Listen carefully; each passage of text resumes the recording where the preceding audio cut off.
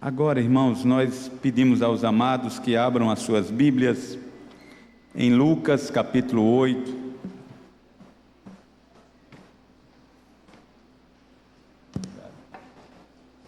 Lucas capítulo 8, a partir do versículo 40. Nós escolhemos um tema para a nossa mensagem nessa noite, que é uma pergunta: qual é o limite da nossa fé? Você já provou a sua fé até o limite? Será que temos condições de prová-la assim? Se você encontrou a referência, vamos ler de pé, vamos ficar de pé para que nós possamos fazer a leitura. Nós vamos ler do 8, do 40, nós vamos saltar para o 49, a cura da filha de Jairo. Diz assim o texto: ao regressar Jesus, a multidão o recebeu com alegria, porque todos os estavam esperando. Eis que veio um homem chamado Jairo, que era chefe da sinagoga, e prostrando-se aos pés de Jesus, lhe suplicou que chegasse até a sua casa, pois tinha uma filha única de uns 12 anos que estava à morte. Versículo 49. Falava ele ainda quando veio uma pessoa da casa do chefe da sinagoga, dizendo: tua filha está morta, não incomodes mais o mestre. Mas Jesus, ouvindo isto, lhe disse: não temas, crê somente e ela será salva. Tendo chegado à casa, a ninguém permitiu que entrasse com ele, senão Pedro, João, Tiago e bem assim o pai e a mãe da menina. E todos choravam e a pranteavam. Mas ele disse: não choreis, ela não está morta, mas dorme. E riam-se dele, porque sabiam que ela estava morta. Entretanto ele, tomando-a pela mão, disse-lhe em voz alta: menina, levanta-te. Voltou-lhe o espírito, ela imediatamente se levantou, e ele mandou que lhes dessem de comer. Seus pais ficaram maravilhados, mas ele lhes advertiu que a ninguém contassem o que havia acontecido. Que Deus nos abençoe com a leitura da sua palavra. Podem sentar, queridos. Irmãos, o texto que nós acabamos de ler é a história de um chefe da sinagoga, conforme o próprio texto nos relatou. O nome dele é Jairo. Ele tinha uma única filha, aproximadamente 12 anos, e essa filha ficou doente, e essa doença a levou à morte. Bem perto de morrer, ele se volta para Jesus, buscar a Jesus, se humilhar, persistir, acreditar, e Jesus foi até a sua casa, e a gente percebe que houve ali o milagre. Lendo assim e fazendo esse resumo, parece até que aquele homem não passou por algumas dificuldades, ou a sua fé nem sequer deu tempo de ser provada. Mas não é assim que as coisas aconteceram, nem com Jairo, e nem é assim que as coisas também não acontecem conosco. Na realidade, quando passamos por dificuldades, nós vemos o quanto é importante acreditar, e acreditar até o fim. Quando o texto coloca a posição dele como chefe da sinagoga, nós temos aí algumas informações interessantes a pensar. Era um homem que tinha uma responsabilidade, mas isso também fazia com que a gente começa a pensar sobre o seu senso de urgência. O quão rápido Jairo deveria ter procurado por Jesus. Olha, a filha adoeceu. A filha adoeceu. Já era suficiente para ele buscar Jesus? Provavelmente ele teve ali um custo com os médicos da época, gastou algum recurso financeiro e não viu a criança melhorar. Eu acredito que isso seria a atitude de qualquer um de nós aqui, tendo uma situação de saúde, e o texto é muito enfático quando coloca uma menina de 12 anos e principalmente a filha única. A filha única. Isso parece que aguça mais a nossa sensibilidade para fazer pensar que aquilo que o pai, aquilo que a mãe poderia fazer, eles iriam fazer para curar, para salvar a sua filhinha. O fato dele ser o chefe da sinagoga, ele enfrentava ali uma luta interna. Para ele, provavelmente ele não iria sofrer nenhum problema se ele apenas procurasse os médicos. Se ele dissesse assim, não, eu vou procurar os médicos, eu vou pagar alguém, eu vou comprar um remédio, eu vou gastar com os médicos, eu vou gastar com os remédios, provavelmente não teria nenhum problema. Afinal, todos viriam isso como uma atitude amorosa, responsável por parte do pai. Mas se ele dissesse, eu vou procurar a Jesus, certamente ele iria sofrer muitas objeções por causa da opinião de terceiros. Olha só o que o pastor Hernandes Dias Lopes escreve sobre esta questão dele ser o chefe da sinagoga e ter a necessidade de procurar por Jesus. A essas alturas, os escribas e os fariseus já se mancomunavam com os herodianos para matarem Jesus. As sinagogas estavam fechando as portas para o Rabi da Galileia, ou seja, Jesus. Os líderes religiosos viam-no como uma ameaça à religião judaica. Jairo precisou romper com medo da crítica ou mesmo da retaliação proveniente dos maiores líderes religiosos da nação.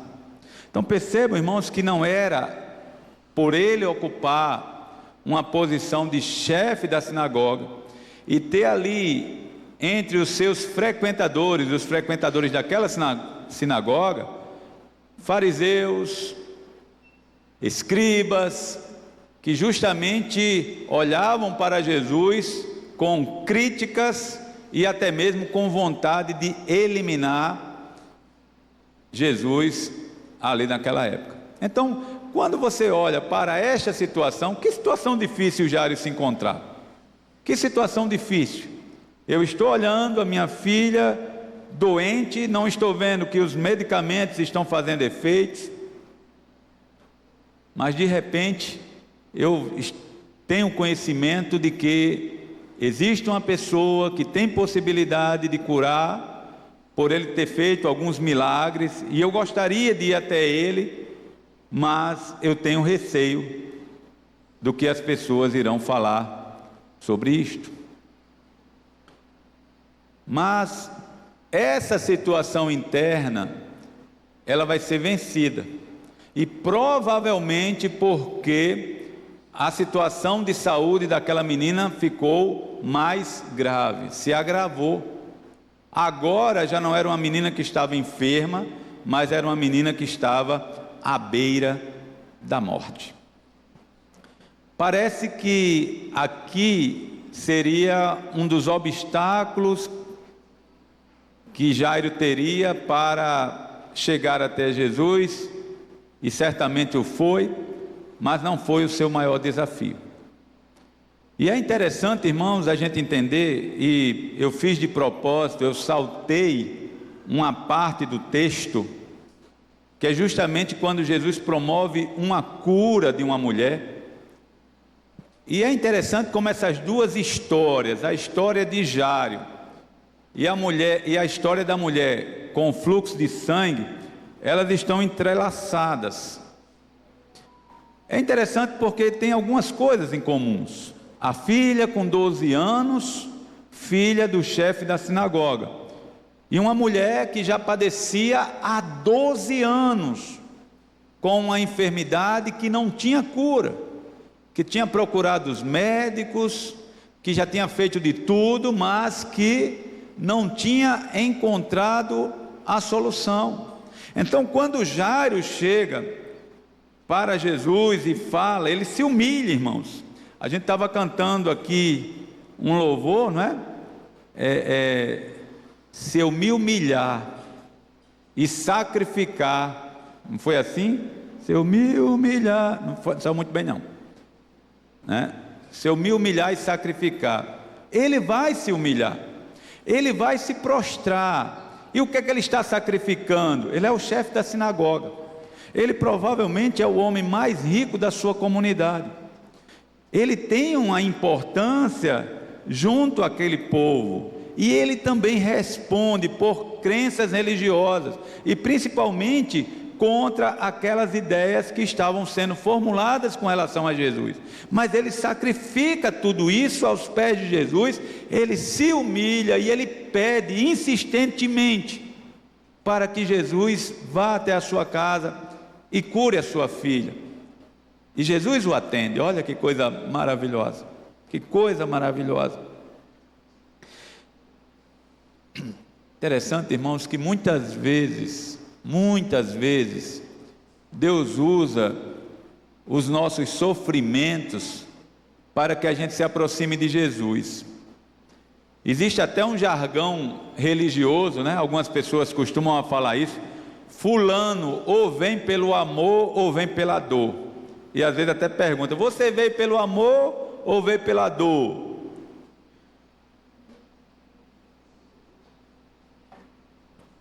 A Bíblia diz que todas as coisas cooperam para o bem daqueles que amam a Deus. Todas as coisas cooperam. E os teólogos entenderam que há, e de fato isso existe, né? Um decreto de Deus que não apenas abre a porta para a salvação, mas esse decreto faz com que todas as coisas cooperem para que os seus eleitos cheguem até a presença de Deus. Interessante isso, né? A forma como nós vamos chegar é uma forma diferente para cada pessoa. Alguém vai chegar porque leu a Bíblia, o Espírito Santo iluminou a sua mente. Outras pessoas podem chegar até esse momento de necessidade por causa de uma enfermidade e vai reconhecer Jesus nessa condição. Então, assim, um sofrimento que talvez a gente diga: meu Deus, que coisa é essa? A pessoa tão boa, uma criança ali que não fez nada, está passando por um sofrimento desse. Mas era uma oportunidade que Deus estava concedendo, que mesmo através de um sofrimento, mesmo através de uma dificuldade, aquela pessoa se chegaria aos pés do Salvador. Então é interessante a forma como Deus se utiliza disso, né? Então, quando Jesus decide ir até a casa de Jairo, é que vai entrar em cena a história de uma mulher que tinha fluxo de sangue. Enquanto ele ia, as multidões o apertavam. Certa mulher, que havia 12 anos vinha sofrendo de uma hemorragia, e a quem ninguém tinha podido curar, e que gastara com os médicos todos os seus haveres, veio por trás dele e lhe tocou na orla da veste, e logo se lhe estancou a hemorragia. Mas Jesus disse: quem me tocou? Como todos negassem, Pedro, com seus companheiros, disse: mestre, as multidões te apertam e te oprimem, e dizes: quem me tocou? Contudo, Jesus insistiu: alguém me tocou, porque senti que de mim saiu poder. Vendo a mulher que não podia ocultar-se, aproximou-se trêmula e, prostrando-se diante dele, declarou à vista de todo o povo a causa por que lhe havia tocado e como imediatamente fora curado. Então lhe disse: filha, a tua fé te salvou, vai-te em paz. Então, irmãos, é interessante a inserção, ou não digo nem a inserção, é interessante como esta história, que inicia com um pedido de Jairo, vai agora encontrar um espaço para também falar da mulher do fluxo de sangue. E talvez a gente possa pensar aqui, o que é que passava na cabeça de Jairo? Minha filha está morrendo, eu chamo Jesus para ir até a minha casa, para curar minha filha, e consegui, ele disse que ia. Mas de repente, quando a gente está indo lá para casa, aparece uma mulher, toca em Jesus. Tá bom, ela não já foi curada? Jesus, apressa aí, o senhor está perguntando quem tocou no senhor? Você já chegou com alguém no hospital? Você já viu como você tem pressa? Você já viu como você quer que a pessoa que você leva para o hospital seja imediatamente atendida? Logicamente que a gente tem diante de nós profissionais, os médicos, que eles, a quem compete decidir quem será primeiro atendido, quem está mais grave, qual o problema maior. Eles sabem disso, eles estudaram para fazer isso. Só que na hora, meu amigo, ninguém pensa nisso não. A gente quer que o nosso papai, a nossa mamãe, o nosso filho, o nosso parente, aquela pessoa que eu estou levando para o hospital, seja a primeira a ser atendida. E eu não sei se isso passou na cabeça de Jairo. Se essa questão, poxa, a gente estava tão apressado, estava indo tão bem, e de repente acontece aqui uma situação que ela já poderia logo dizer, mas demorou. Mas é interessante, irmãos, e uma lição muito importante para a gente.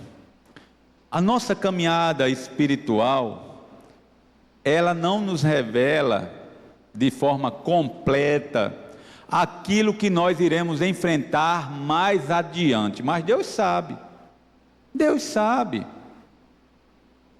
O que estava mais adiante para Jairo enfrentar ainda era algo pior.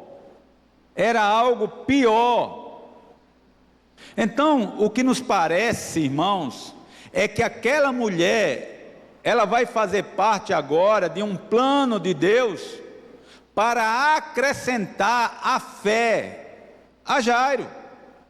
Era como se ele pudesse agora ter mais uma experiência de fé com relação ao poder que estava em Jesus, o poder de Jesus para curar.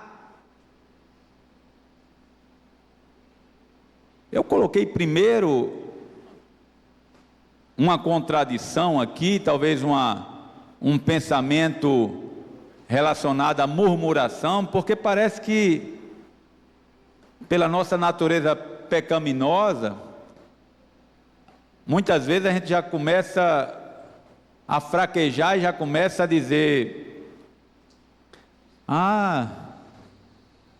Jesus está curando curou fulano, curou cicrano, mas a minha oração, Jesus não está curando. E com isso a gente perde. E a gente precisa enxergar de uma outra maneira. se está acontecendo isso ao meu lado, com alguém que está próximo, e ainda não aconteceu comigo, eu tenho que continuar acreditando, porque essa situação pode ser um fortalecimento para a minha fé.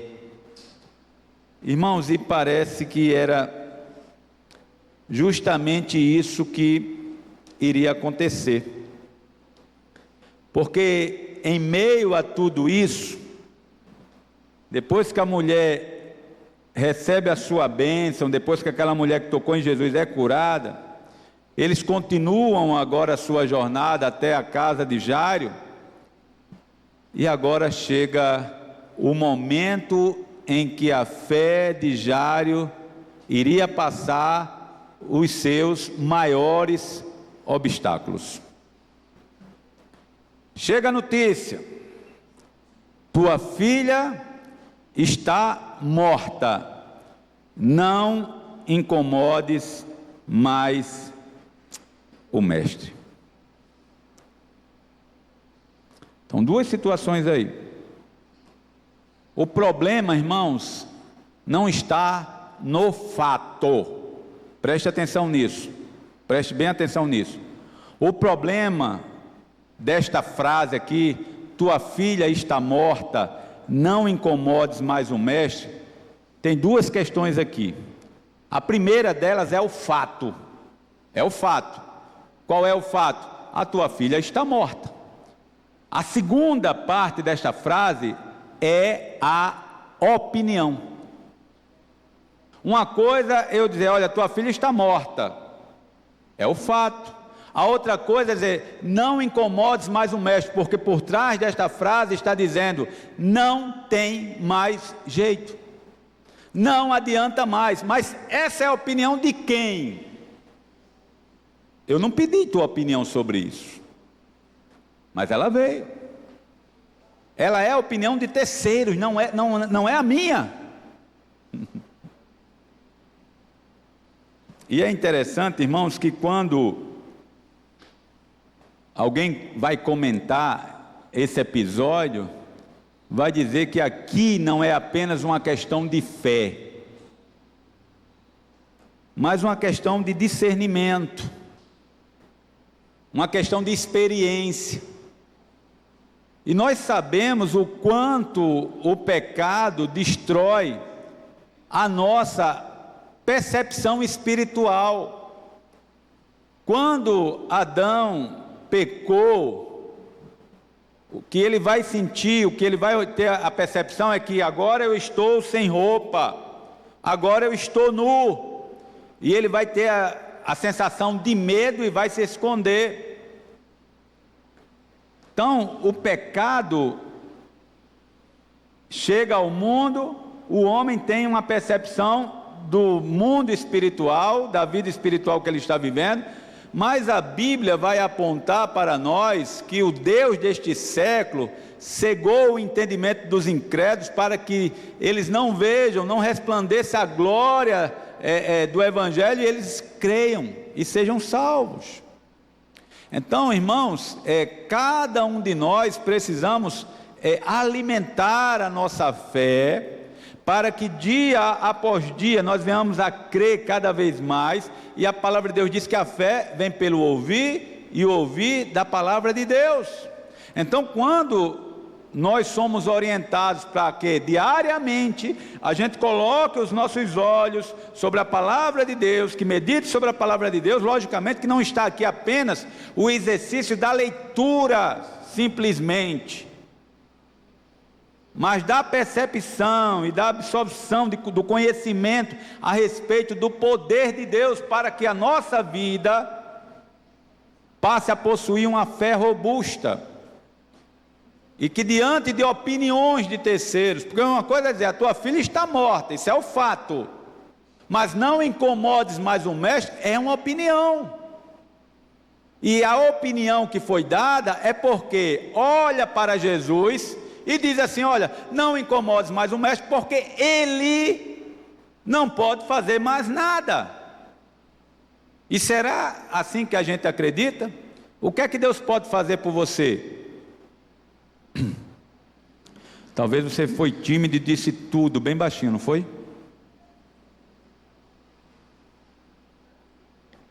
Todos nós falamos isso.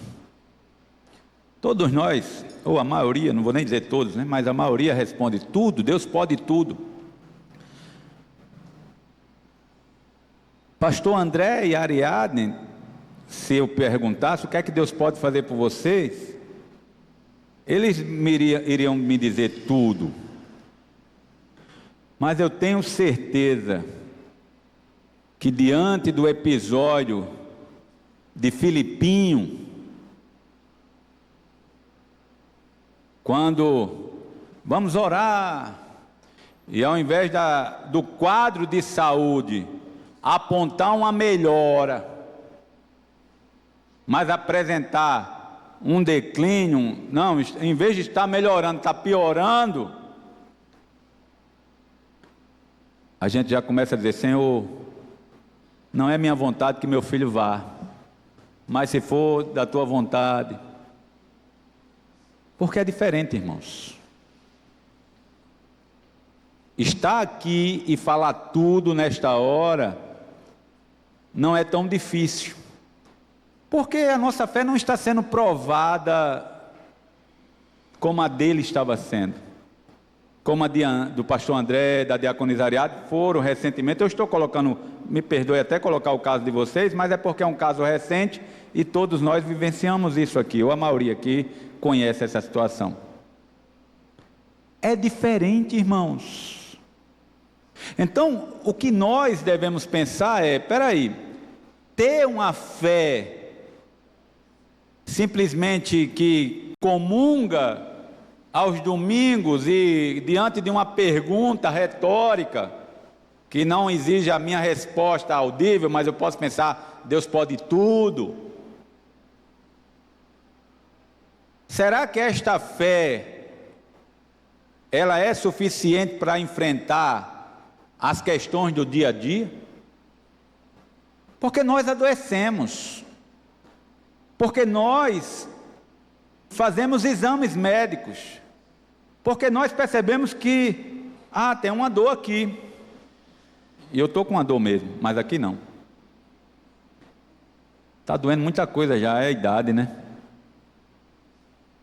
E assim como os demais homens, né? Porque as mulheres parece que têm mais facilidade, que quando adoece ir ao médico, os homens só vai mais ao médico quando começa a doer mais, né? A gente é mais medroso.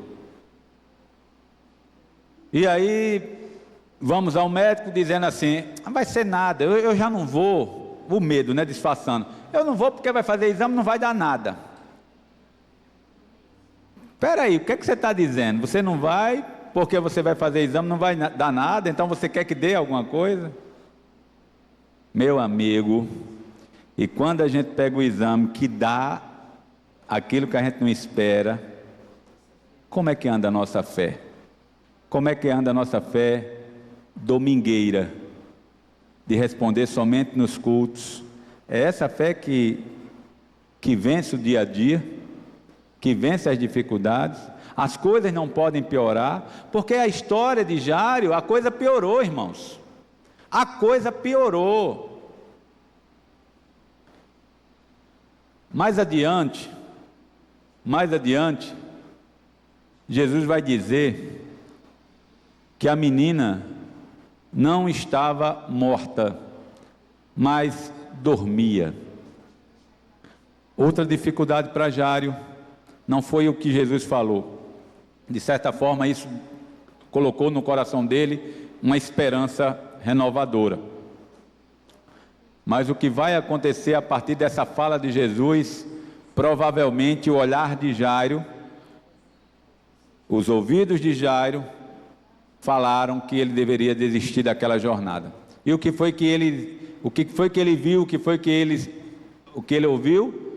Pessoas rindo, pessoas achando graça de Jesus. Não que Jesus contasse alguma piada, mas era um riso de deboche. Você já riu assim? Você já riu assim alguma vez por desacreditar em algo? Eu já ri assim. Certa vez eu fui levado por minha irmã para um lugar que eu nem sei o que era aquilo, mas a gente chegou numa sala, era tipo uma luz, tipo neon, um negócio assim. Tiramos o sapato, todo mundo, relaxamos. Houve ali algumas palavras para a gente relaxar. E a pessoa que estava lá na frente, mandou a gente mentalizar que havia uma luz azul no meio da nossa testa. Não olhe para a minha testa não, olhe para a luz azul. E eu comecei a pensar uma luz azul na minha testa. E ele mandou a gente imitar um barulho de uma abelha. E esse barulho e esse som iria trazer cura para as nossas enfermidades. Meus irmãos, quando eu comecei a fazer zoom, me deu uma crise de riso, que eu tive que sair do ambiente, porque eu escandalizei lá todo mundo. Eu não acreditei, eu estava assim num total descrédito daquele negócio ali. Eu dizia assim, eu me sentia o pior idiota, e eu dizia assim, meu Deus, o que é que eu vim fazer aqui com minha irmã? Sabe aquele negócio que a gente diz assim, você chama a sua irmã, chama um amigo seu para ir para a igreja, aí ela diz assim, eu vou, mas eu também vou levar você num lugar, e você tem que ir, não é? Tipo assim, fazer aquela cordialidade, eu acredito que vocês já tiveram essas experiências, mas eu não consegui, aquilo para mim foi a pior coisa, irmãos. Me deu uma crise de riso, que assim, em vez de zoom, eu estava rindo, e não aguentava, quanto mais, ela me apertava e dizia, cala a boca, menina, era que era pior. Então assim, esse riso aqui, dessas pessoas, era um riso de deboche, e esse tipo de riso, é como se desacreditasse, quer dizer assim, a demonstração de fé, naquela hora ali, era zero, quem é esse homem para dizer, que essa menina está dormindo, quando nós atestamos, que ela está morta? E aí, Jairo vai ouvir isso, Jairo vai ver isso, ele pode estar sendo envergonhado, juntamente com Jesus. Jesus chama ali, aquele grupo que ele geralmente chamava, Pedro, João e Tiago, entra com o pai e a mãe. Terceiro desafio da fé de Jairo, ele olha e vê a filha morta, não tem como ele não ver, não tem como ele não ver. Ele passa por um momento que ele escutou que a filha estava morta, a informação chegou até ele, ele passou pelo momento em que ele vê as pessoas sorrindo. Irmãos, eu acredito que aquele líder religioso, eu não sei que religião é essa não, viu, que eu citei aqui, quando ele me viu rindo, ele de certa forma ficou desacreditado, né? Talvez eu nem fosse mais, mas assim, é horrível você passar por uma condição dessa, é um descrédito, e Jairo percebeu isso, e agora não era mais ninguém que falava para Jairo, eram os seus próprios olhos, olhando para sua filha ali morta. Percebe, irmãos, como às vezes é importante na nossa caminhada de fé, quando a gente vai até Jesus, a gente saber que pode ter uma montanha russa, né, Ariadne e André? Que a montanha russa vai assim, vai lá em cima. Eu estou falando de montanha russa porque a médica que atendeu Ariadne lá no hospital com relação ao caso de Filipinho, foi exatamente essas palavras que ela falou. Olha, mãe, se prepare, porque você vai passar por uma montanha russa. Ou seja, uma hora o quadro do seu filho pode estar muito bem, você é alegre, confiante. Olha, muito obrigado pelas orações, Filipinho está melhorando, quem sabe amanhã já vai receber alta, daqui a pouco a montanha russa levou lá para baixo.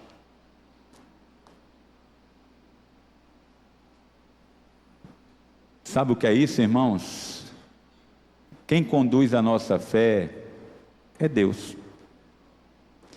Ele tem o controle de todas as coisas.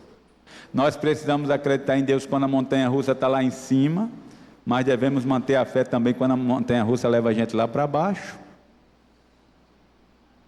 Ou será que a nossa vida, depois que nós aceitamos a Jesus, nos permite uma tranquilidade, uma segurança tamanha, que a gente não passe por dificuldades, que a gente não passe por lutas, que a gente está com um exame na mão, esperando que o médico diga, olha, não é nada, mas de repente o que ele vai dizer é muito pior do que a gente nem esperava.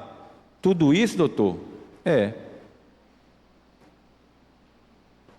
Sabe qual é a grande diferença, irmãos? É que nossa opinião a respeito de Jesus não é apenas algo que a gente ouve falar, mas que a gente tem possibilidade de experimentar dia após dia, viver e crescer no conhecimento e na graça de Deus. Então a gente não pode, irmãos, perder a oportunidade de desenvolver a nossa fé. A nossa fé, ela não pode se constituir apenas de dias em que nós estamos na igreja, no domingo, e simplesmente parece que estou demonstrando ali que estou presente, para que os irmãos vejam que eu não sou crente, sou fiel. Não dá. Se a gente quiser viver uma fé consistente de entrega a Deus, essa coisa que Jairo passa, né?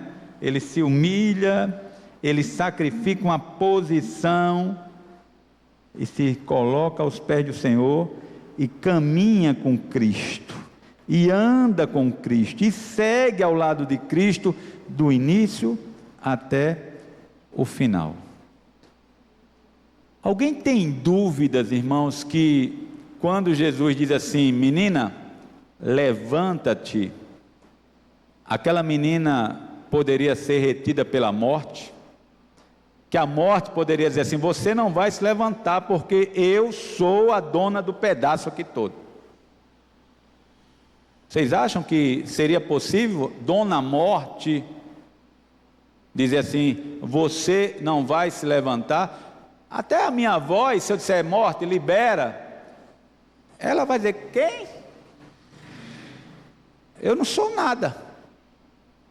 Nós não somos nada diante da morte. Nada, absolutamente nada. A Bíblia fala do império da morte, a imperadora morte, que vem para uma mulher pobre, mas também vem para um chefe da sinagoga com riqueza, vem para uma pessoa que não crê em Deus, mas vem também para aquele que crê em Deus, vem para um idoso com seus 80 anos, como o carro da... Olha, cuidado, vai passar o caminhão, o caminhão da Covid, passando nas portas da gente, cuidado, os velhinhos vai tudo morrer de Covid. O Dozinho escapou, e quando ele deu testemunho, disse assim, me livrei do bico do urubu, Dozinho. Enquanto crianças partiram, o império da morte, irmãos. Mas tem um que foi lá no inferno, pegou a chave do inferno e da morte, e está com a chave na mão.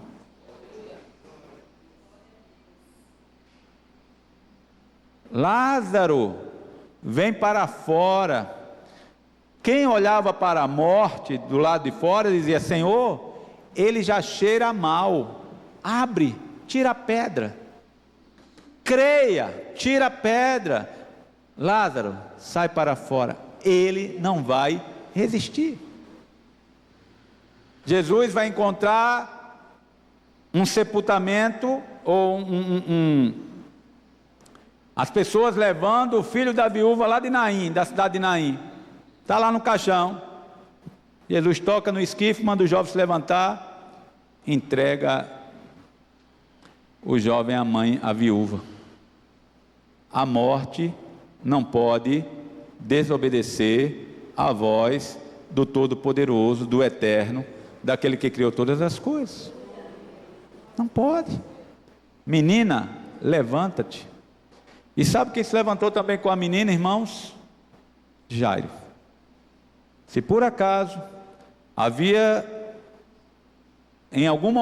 passou em algum momento na cabeça de Jairo, diante daquelas objeções religiosas de que Jesus era um farsante, de que Jesus era um impostor, depois daquele milagre, depois daquela aproximação que ele teve de Jesus, nós podemos muito bem atestar que nunca mais Jairo foi o mesmo. Nunca mais Jairo foi o mesmo. As experiências que nós passamos com Cristo, elas nos marcam, irmãos.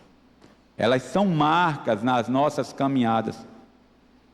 E é interessante quando a gente entende que há um crescimento, que precisamos crescer, que precisamos evoluir, que precisamos crescer na graça e no conhecimento desse Deus. O que é que Deus pode fazer por você hoje? Nós temos problemas, nós temos dificuldades. O próprio Deus se coloca de forma voluntária para dizer assim: olha, todas as suas necessidades coloque diante de mim em oração, com ações de graças. Todas as nossas dificuldades. Não fiqueis ansiosos por coisa alguma, mas seja conhecido de Deus as suas necessidades, porque Ele nos supre com a riqueza da sua glória. O quanto temos desperdiçado a oportunidade de se chegar a Deus, já que o véu do templo foi rasgado de alto a baixo, já que existe um novo e vivo caminho diante de nós, onde nós podemos clamar a qualquer hora para este maravilhoso Deus e saber que Ele está com os ouvidos atentos para ouvir as nossas orações. Mas nos parece que as nossas ações, elas têm também uma aparência com aquela questão de Jairo. Não nos foi dada aqui a oportunidade de pensar que a menina adoeceu de forma progressiva. Foi logo dizendo o texto que ela estava já doente para a morte. Mas ele poderia ter procurado antes, se fosse o caso. Como é que nós reagimos diante disso? Estamos sempre buscando a Deus ou só fazemos isso de uma forma mais intensa quando algo ruim nos acontece? E a mulher do fluxo de sangue, irmão, serve para nos dizer também o seguinte: Deus tem o seu tempo certo para agir nas nossas vidas. Se eu estou com pressa para alguma coisa e Jesus se deteve para falar com alguém, para curar alguém, aquilo também vai ser necessário para mim. Nada que Deus faz é sem propósito. Tudo que Deus faz tem um propósito definido, estabelecido. Ele não faz nada por acaso. Então precisamos entender isso. Tem o tempo de Deus, tem a minha necessidade de crer e tem os meus desafios, mas em toda essa etapa eu vou encontrar uma palavra encorajadora de Deus. Não temas, crê somente, a menina não está morta, ela está dormindo, levanta-te. São palavras que foram ditas ao longo da jornada, onde ele mais precisava da presença e da voz de Jesus para vencer os obstáculos da sua fé. E não é diferente com relação a cada um de nós. Não é diferente. Deus nos trata desta forma, de forma individual, precisa. Ele sabe exatamente o que nós estamos passando, o que nós estamos vivendo, a palavra que nós estamos necessitando.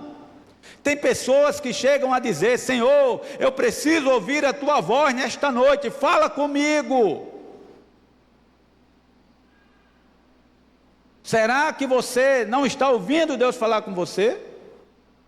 E eu não estou falando de mim mesmo, no sentido que são a minha voz que está ecoando nos seus ouvidos, mas a forma como Deus usa a sua palavra para acrescentar a nossa fé diante das dificuldades que nós passamos, das lutas que nós vivemos. E cada um sabe a sua luta aqui, cada um sabe onde o sapato aperta. Mas uma coisa é certa, irmãos: o mesmo Jesus que acompanhou Jairo e fez um milagre na vida da sua filha, esse mesmo Jesus está aqui. O mesmo Jesus.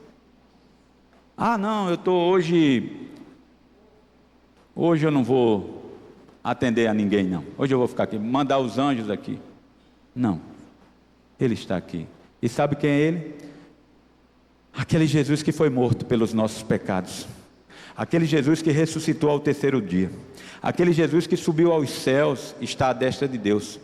Está sentado à destra de Deus, vivo e reinando. E aquele Jesus que vem nos buscar, é o mesmo Jesus. Curva a sua cabeça, feche seus olhos, apresente a sua filha diante de Deus. Mas pastor, eu sou solteiro, não tenho nem filha, não sou nem casado. Não é isso que eu estou falando, irmãos. Essa é uma linguagem espiritual. Apresente sua causa diante de Deus.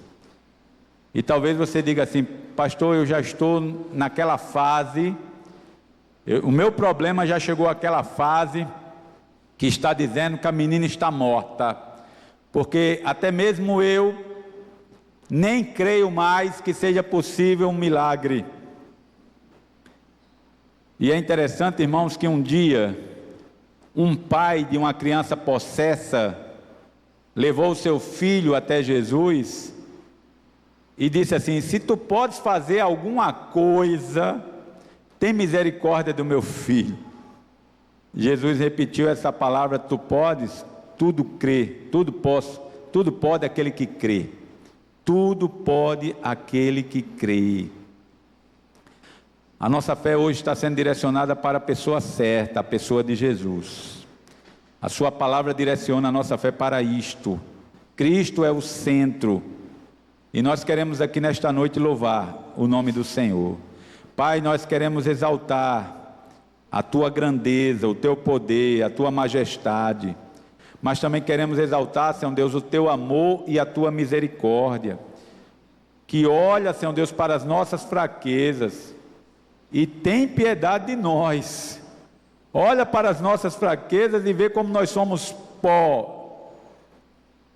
Olha para as nossas fraquezas, Senhor Deus, e ao invés de nos deixar de lado, o Senhor nos acompanha.